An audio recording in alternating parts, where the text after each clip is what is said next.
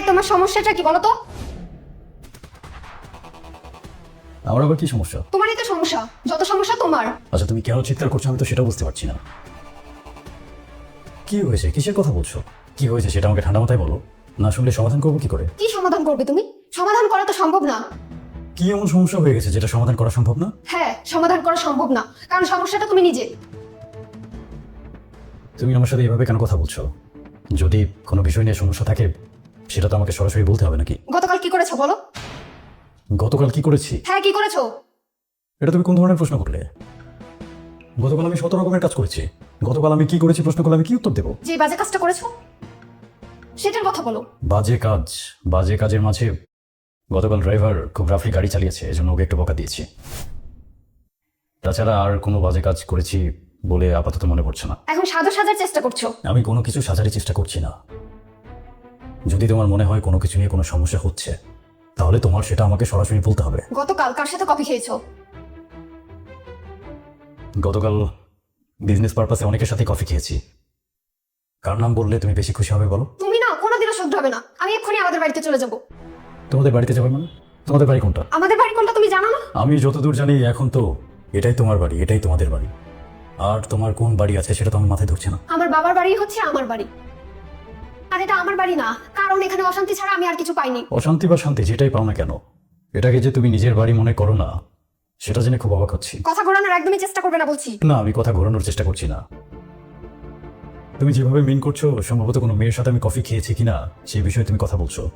যদি আমি সেটা করেও থাকি সেটা স্বীকার করার সৎসাহস আমার আছে। আর যদি এমন কিছু আমি না করে থাকি তাহলে সেটা আমি তোমাকে বিশ্বাস করাবো কিভাবে বলো? তুমি মিথ্যা বলবে, তোমাকে বিশ্বাস করবোটা কিভাবে? তুমি কোনো মেয়ের সাথে কফি খাওনি, এটা তুমি প্রমাণ করতে পারবে? যে কাজটা আমি করেছি সেটা আমি প্রমাণ করতে পারবো, কিন্তু যে কাজটা আমি করিনি সেটা যে আমি করিনি সেটা কি করে প্রমাণ করবো? আর আমি যে কাজটা করেছি সেটার কোনো প্রমাণ তোমার কাছে আছে? প্রমাণ থাকলে বলো, কার সাথে কফি খেয়েছি আমি একটু জানি। অপরাধ করেছো, এখন আবার বড় বড় কথা বলছো। আমি এক্ষুনি আমাদের বাড়িতে চলে যাব, তুমি আমাকে আটকাবে না। দেখো, তুমি যদি চলে যাও তোমাকে আটকানোর মতো শক্তি আমার নেই। আমি চাইলেও তোমাকে আটকে রাখতে পারবো না, কারণ মানুষ কখনো মানুষকে আটকে রাখতে পারে না। তুমি চাইলে চলে যেতে পারো, কিন্তু এত ছোট একটা বিষয় নিয়ে তুমি অশান্তি করে চলে যাচ্ছ, পরবর্তীতে সম্ভবত এই জন্য তোমার আফসোস করতে হবে। আর ছোট্ট একটা বিষয় নিয়ে অশান্তি করে তুমি যেখানেই যাও না কেন, আমার মনে হয় না তুমি খুব বেশি শান্তিতে সেখানে থাকতে পারবে। কি বললে তুমি? আমাদের বাড়িতে আমি শান্তিতে থাকতে পারবো না? এখন এখান থেকে তোমার যেমনটা মনে হচ্ছে যে বাবার বাড়িতে গেলে তোমার অনেক সুখ শান্তি হবে, বাস্তবে তেমনটা নাও হতে পারে। তুমি কি মনে করছো আমার বাবা মা আমাকে ফেলে দেবে? না, ফেলে দেবে না। ফেলে দেবে কেন? যতক্ষণ পর্যন্ত তুমি আমার স্ত্রী ততক্ষণ পর্যন্ত তাদের তোমাকে ফেলে দেওয়ার কথা না। মানে তোমার সাথে আমার বিচ্ছেদ হয়ে গেলে কি আমার বাবা মা আমাকে ফেলে দেবে? সেটা তো সময় বলে দেবে। তুমি কিন্তু খুব বাড়াবাড়ি করছো এখন। আমি আমার বাবা মায়ের কত আদরের সন্তান সেটা কি তুমি জানো না? তোমাকে ফেলে যদি আমি এখন চলে যাই, আমার বাবা মা আমাকে সারা জীবন দেখে শুনে রাখবে। হ্যাঁ, আর তোমার এই ভুল ধারণাটার জন্যই তো তুমি যখন তখন আমার সাথে অশান্তি করার সাহসটা পেয়ে যাও। যদি বাস্তবতাটা বুঝতে পারতে তাহলে অন্তত এত ছোট ছোট বিষয় নিয়ে তুমি আমার সাথে ঝগড়া করতে না। বাস্তবতা কি? কি বাস্তবতা? বাস্তবতা হচ্ছে তুমি যদি মনে করো যে এই পৃথিবীতে বাবা মার চেয়ে আপন কেউ নেই, তাহলে সম্ভবত তুমি এখনো পৃথিবীটাই দেখোনি। নারী হয়ে জন্মেছো, তোমার বিয়ে হয়েছে, এখন হাজবেন্ডের বাসায় আছো, বাকিটা জীবন এটাই তোমার নিজের বাসা। বাবার বাড়ি আর কখনো তোমার নিজের বাড়ি হবে না।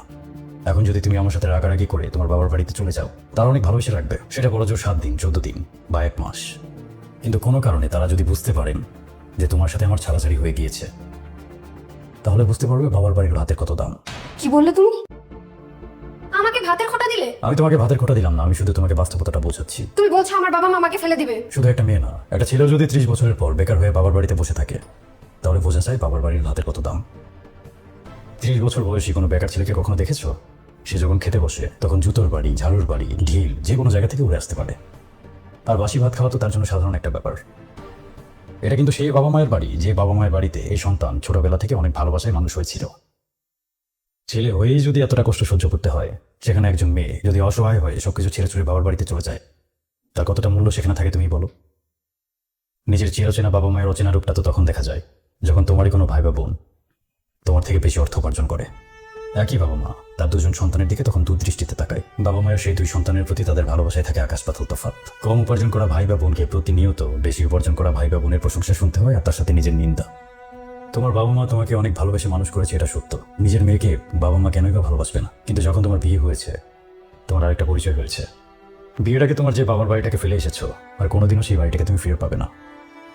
তোমাকে কিন্তু আমি অসহায় বোধ করানোর জন্য কথাগুলো বলছি না। এটা শুধু তোমার ক্ষেত্রে না, পৃথিবীর প্রত্যেকটা মানুষের ক্ষেত্রে ঘটনাটা একই ঘটে। সময় কখনো না কখনো ব্যাপারটা তোমাকে বলে দেবে, সেটা নিশ্চিত। যদি আমি তোমার কথা মেনেও নেই, ধরে নিলাম আমার বাবা মা আর এই পৃথিবীতে বেঁচে নেই, তাই কি আমি এতিম হয়ে যাব তোমার মনে হয়? বাবা মা পাশে না থাকলে আমার নিজের ভাই আছে, বোন আছে, তারা তো আর আমাকে ফেলে দিবে না। তোমার কি অনেক আত্মবিশ্বাস যে তোমার আপন ভাই আর বোনেরা তোমাকে কখনোই ফেলে দেবে না? ভাই আর বোন আমাদের চরম আপনজন, এটা যেমন সত্য, তেমনি একটা বয়সের পর গিয়ে ভাই আর বোন হয়ে দাঁড়ায় আমাদের সবচেয়ে বড় শত্রু, এটাও সত্য। ভাই বোনদের মাঝে সম্ভবত সবচেয়ে বেশি ভালোবাসাটা থাকে ছোটবেলায়, কারণ ছোটবেলায় আমাদের মাথায় অত পৃথিবীর হিসেব থাকে না। যেই না মাত্র মানুষ পৃথিবীটার হিসেব করতে শুরু করে, তখন সমস্ত ভালোবাসা শেষ হয়ে যায়। ভাই আর বোনদের মাঝে শত্রুতার ঘটনা এই সমাজে কিন্তু নতুন না। কেউ বা শত্রু হয়ে যায় সম্পদের জন্য, আবার কেউ বা সামাজিক অবস্থানে নিজের চেয়ে আরেকজনকে উপরে দেখতে চায় না, তাই হিংসে করে অনেক সময় ক্ষতি করে ফেলে। পৃথিবীতে এমন ভাই বোনের সংখ্যা কিন্তু কম না যারা একজন আরেকজনের সংসারের সুখ সহ্য করতে পারে না। এই বস্তুবাদী পৃথিবীতে কেউ যে কারো আপন না, সেটা একজন মানুষ যত তাড়াতাড়ি বুঝতে শিখবে ততই তার জন্য মঙ্গল। তুই যদি সত্যি এই সংসারে অনেক বেশি কষ্টে থাকতে, কষ্ট পেয়ে এই সংসার থেকে চলে যেতে, তাহলে হয়তোবা তারা তোমার প্রতি সিম্প্যাথি দেখাতো, করুণা করে হলেও কিছুদিন তারা তোমাকে দেখে শুনে রাখতো। কিন্তু যেখানে এত সুন্দর সংসার রেখে শুধুমাত্র তোমার রাগের কারণে তুমি সব ছেড়ে চলে যাচ্ছ, আমার মনে হয় না খুব বেশি মানুষ তোমার প্রতি সিম্প্যাথি দেখাবে। এই মুহূর্তে পৃথিবীর আর কোন মানুষটা তোমার এত রাগ সহ্য করে নিজের ঘুম হারাম করে তোমাকে দেখে রাখবে, সেটাই চিন্তার বিষয়। আজ তুমি বাবার বাড়িতে গেলে সবাই তোমাকে অনেক ভালোবাসে, অনেক স্নেহ করে। কখনো লক্ষ্য করেছো তোমাদের যে আত্মীয় তোমার চেয়ে অর্থ সম্পদ কম, তাকে তোমার চেয়ে সবাই কম ভালোবাসে? তোমাকে সবাই এত ভালোবাসে কেন জানো? কারণ তোমার স্বামীর অর্থ সম্পদ রয়েছে। তোমার সাথে ভালো সম্পর্ক বজায় রাখলে হয়তো তারা কিছু পেলেও পেতে পারে। কথাগুলো প্রচন্ড নির্লজ্জ বা স্বার্থপর মনে হলেও এটাই পৃথিবীর চরম বাস্তবতা। যেদিন এই পৃথিবীর মানুষেরা বুঝতে পারবে যে তোমার মাথার উপর কোনো ছায়া নেই, তোমার মাথার উপর তোমার স্বামী নেই, আমি নেই, সেদিন দেখবে হঠাৎ করেই সবার ভালোবাসা তোমার উপর থেকে উধাও হয়ে যাবে। তোমার যে আত্মীয়কে একবার কল করলে এখন দৌড়ে চলে আসে তোমার কাছে, হঠাৎ দেখবে তাকে শত শত কল করছো, সে রিসিভ করছে না। তোমার যে আত্মীয় বাড়িতে গেলে তোমার পছন্দের খাবারগুলোকে রান্না করে তোমাকে খাওয়ায়, হঠাৎ দেখবে সে আর তোমার পছন্দের কদর করছে না। যে বাবা মা পান থেকে চুন খুঁজলে তোমাকে নিয়ে অস্থির হয়ে যায়, রাতের পর রাত তুমি কাঁদবে, সেই বাবা মা তোমার খোঁজ নেবে না। এই পৃথিবীটা শুধু আমাদের প্রতি প্রত্যাশা করেই বসে থাকে, মা বাবা ভাই বোন আত্মীয় স্বজন। কেউ যে আপন না, জীবনের একটা সময় এসে সেটা বোঝা যায়। পৃথিবীটা শুধু তোমার কাছে প্রত্যাশা করেই বসে আছে, যাকে যত দিতে পারবে সে তত ভালোবাসবে। দেওয়া যেদিন বন্ধ হয়ে যাবে সবার ভালোবাসা শেষ। প্রশান্তির বিষয় তো এটা যে এমন স্বার্থপর পৃথিবীতে তোমার এত রাগ ক্ষোভ আমি সহ্য করছি। যদি আমার দোষ থাকে তুমি আমার সাথে ঝগড়া করতে পারো, আমাকে ছেড়ে যাওয়ার অধিকারও তোমার রয়েছে। কিন্তু বাবা মা ভাই বোন আত্মীয় স্বজন এদের ভরসায় যদি তুমি আমাকে ছেড়ে যাও, তাহলে সম্ভবত সেটা বোকামি হবে। মন খারাপ করো না, আমি তোমাকে কথাগুলো কষ্ট দিয়ে বলতে চাইনি। ঠিক আছে, তুমি যেহেতু সলভ করতে পারছো না, আমি আমার জায়গা থেকে ব্যাপারটাকে সলভ করার চেষ্টা করব।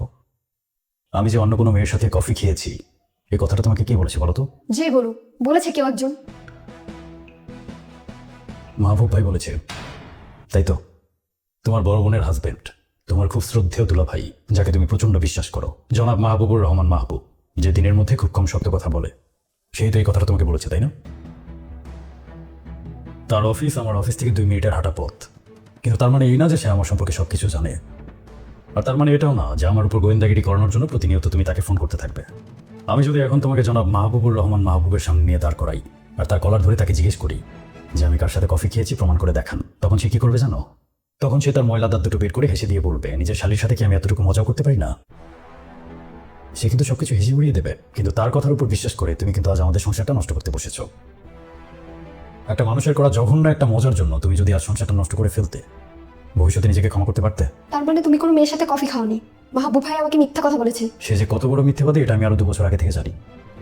আমি মাহবুব ভাইকে এক্ষুনি কল করছি, তাকে একটা শিক্ষা দেওয়া দরকার। সেটা হবে তোমার ইম্যাচুরিটির লক্ষণ। কেন ইনম্যাচুরিটি কেন? তুমি যদি কখনো বুঝতে পারো যে তোমার কোনো আত্মীয় স্বজন তোমার ক্ষতি চাচ্ছে, তুমি শুধু তাদের থেকে নিজের দূরত্বটা বজায় রাখবে, তাদের সাথে গিয়ে ঝগড়া করবে না। এত কথার মাঝে আমি কিন্তু একটা বারের জন্য বলিনি যে তুমি তোমার বাবা মা ভাই বোন আত্মীয় স্বজন বা তোমার মিথ্যেবাদী দুলা ভাই কারোর সাথে সম্পর্ক রাখবে না। তুমি সবার সাথে সম্পর্ক রাখবে, সবার সাথে কথা বলবে, কিন্তু তুমি তাদের কারো কথা প্রয়োজনের চেয়ে বেশি কানে নেবে না। আর যদি নাও, তাহলে যে আগুনটা জ্বলবে সে আগুনে সবচেয়ে বেশি তোমাকে পড়তে হবে। ভিডিওটি দেখে কি বুঝলেন অবশ্যই কমেন্টে জানাবেন। ধন্যবাদ আপনাদের সবাইকে ভিডিওটি দেখার জন্য।